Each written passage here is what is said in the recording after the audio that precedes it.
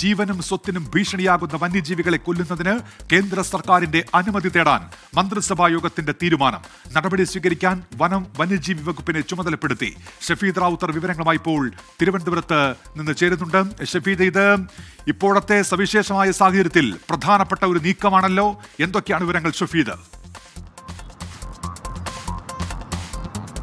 ഉന്മേഷ് സൂചിപ്പിച്ചതുപോലെ തന്നെ സവിശേഷമായ ഒരു സാഹചര്യമായി ഒരു നീക്കമായി നമുക്കിതിനെ കാണാൻ കഴിയും. രണ്ട് പ്രധാനപ്പെട്ട കാര്യങ്ങൾ ഇതിന് പിന്നിലുണ്ട്. ഒന്നാമത്തെ കാര്യം എന്ന് പറയുന്നത്, ഇപ്പോൾ നമ്മൾ ഈ വാർത്ത സംസാരിക്കുമ്പോഴും കൂടരഞ്ഞിയിലെ പുലിയെ സംബന്ധിച്ചിട്ടുള്ള CCTV ദൃശ്യങ്ങൾ ഉൾപ്പെടെയുള്ള കാര്യങ്ങൾ പുറത്തു വരികയാണ്. അതിനൊക്കെ അപ്പുറത്തേക്ക് നിലമ്പൂർ ഉപതെരഞ്ഞെടുപ്പ്, അത് സർക്കാർ മുന്നിൽ കാണുന്നു രാഷ്ട്രീയമായി എന്നുകൂടി നമുക്കിതുമായി ബന്ധപ്പെട്ട് പറയേണ്ടി വരും. കാരണം നിലമ്പൂർ എന്ന് പറയപ്പെടുന്ന മലയോര മേഖലയിൽ ഉപതെരഞ്ഞെടുപ്പ് സമയത്ത് പ്രതിപക്ഷം ഏറ്റവും കൂടുതൽ ഉയർത്തുന്ന ഒരു കാര്യം, അതൊരു പക്ഷേ വരാനിരിക്കുന്ന തദ്ദേശ തെരഞ്ഞെടുപ്പിലും നിയമസഭാ തെരഞ്ഞെടുപ്പിലും ഒക്കെ സർക്കാരിനെതിരെ ആയുധമാക്കാൻ പ്രതിപക്ഷം ലക്ഷ്യം വെക്കുന്നതും സംസ്ഥാനത്തെ വന്യജീവി ആക്രമണം തന്നെയാണ്. പ്രത്യേകിച്ച് മലയോര മേഖലയിലെ ആളുകളുടെ സ്വത്തിനും ജീവനും അതേപോലെ തന്നെ അവരുടെ സമാധാനമായിട്ടുള്ള ജീവിത സാഹചര്യങ്ങൾക്കും ഭീഷണിയാകുന്ന രീതിയിലേക്ക് വന്യജീവി ആക്രമണങ്ങൾ മാറി.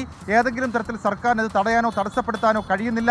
മാത്രവുമല്ല, കേന്ദ്ര സർക്കാരിനെ പഴി പറഞ്ഞ് സംസ്ഥാന സർക്കാർ ഇക്കാര്യത്തിൽ ന്യായീകരണവുമായി മുന്നോട്ട് പോകുന്നു എന്നുള്ള കുറ്റപ്പെടുത്തൽ പലതരത്തിൽ പല വിധത്തിൽ കേൾക്കേണ്ടി വരുന്ന ഒരു സാഹചര്യത്തിൽ കൂടിയാണ് ഇപ്പോൾ ജീവനും സ്വത്തിനും ഭീഷണിയാകുന്ന വന്യജീവികളെ കൊല്ലുന്നതിന് കേന്ദ്ര സർക്കാരിൻ്റെ അനുമതി തേടാൻ സംസ്ഥാന സർക്കാർ തീരുമാനിച്ചിട്ടുള്ളത്. മുൻപ് പല ക്യാബിനറ്റ് യോഗങ്ങളിലും ഇത്തരം ചില കാര്യങ്ങൾ ചർച്ചയായിട്ടൊക്കെ വന്നെങ്കിലും ഇങ്ങനെ ഒരു കടുത്ത തീരുമാനത്തിലേക്ക് പോകാൻ സംസ്ഥാന സർക്കാർ തീരുമാനിച്ചിരുന്നില്ല. നമുക്കറിയാം ഉന്മേഷ്, നിലവിൽ ഇപ്പോൾ സംസ്ഥാനത്തെ സാഹചര്യം അനുസരിച്ച് വന്യജീവി നിയമപ്രകാരം സംസ്ഥാനത്ത് അപകടകരമാകുന്ന, അതായത് ജനങ്ങളുടെ ജീവൻ, സ്വത്ത്, അതേപോലെ തന്നെ കൃഷി അടക്കമുള്ള കാര്യങ്ങൾക്ക് അപകടമുണ്ടാക്കുന്ന കാട്ടുപന്നികളെ കൊല്ലാൻ നമ്മൾ നിയമത്തിൻ്റെ അടിസ്ഥാനത്തിൽ തന്നെ ചില നീക്കങ്ങൾക്ക് അനുമതി ഇപ്പോഴുണ്ട്. അതിനപ്പുറത്തേക്ക് മറ്റു ജീവികൾ, അതായത് ജനങ്ങളുടെ ജീവനും സ്വത്തിനും ഭീഷണിയാകുന്ന മറ്റ് വന്യമൃഗങ്ങളെ കൂടി കൊല്ലാനുള്ള തീരുമാനമെടുക്കുമ്പോൾ അക്കാര്യത്തിൽ രാഷ്ട്രീയമായി കൂടി ചില കാര്യങ്ങൾ സംസ്ഥാന സർക്കാർ പ്രതിരോധമായി ലക്ഷ്യം വെക്കുന്നു എന്ന് വേണം പറയാൻ. രണ്ട് പ്രധാനപ്പെട്ട കാര്യങ്ങൾ, ഇതിന് കേന്ദ്ര സർക്കാരിൻ്റെ അനുമതി തേടണം. മാത്രമല്ല, നിലവിലുള്ള നിയമ സംവിധാനങ്ങളെക്കുറിച്ച് അത് സംസ്ഥാന സർക്കാരിന് കാര്യമായ ബോധ്യമുണ്ട്. അക്കാര്യത്തിൽ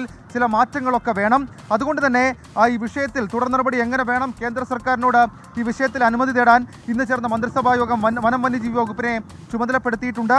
നിയമവകുപ്പ് സെക്രട്ടറിയുമായി കൂടിയാലോചിച്ച് ഇക്കാര്യത്തിൽ ആവശ്യമായിട്ടുള്ള നിയമനിർമ്മാണത്തിലുള്ള നിർദ്ദേശം സമർപ്പിക്കാൻ വനം വകുപ്പ് സെക്രട്ടറിയെ ചുമതലപ്പെടുത്തിയിട്ടുണ്ട്. അങ്ങനെ വനം വകുപ്പിനോട് ഇക്കാര്യത്തിൽ അടിയന്തരമായി ചില കാര്യങ്ങൾ ചെയ്യണമെന്നാണ് ഇന്ന് മന്ത്രിസഭാ യോഗം നിർദ്ദേശം നൽകിയിട്ടുള്ളത്. രണ്ട് പ്രധാനപ്പെട്ട കാര്യങ്ങൾ മുൻപിലുണ്ട്.